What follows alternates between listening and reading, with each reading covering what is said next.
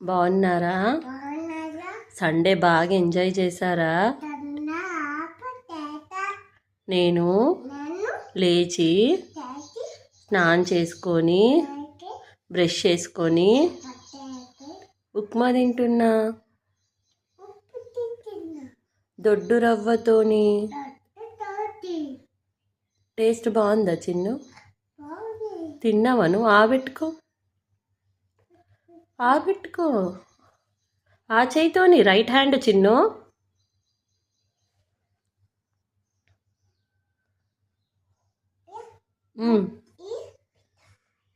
పిల్లల్ని అడుగు మీరు తిన్నారా అని. ఏం తిన్నారు?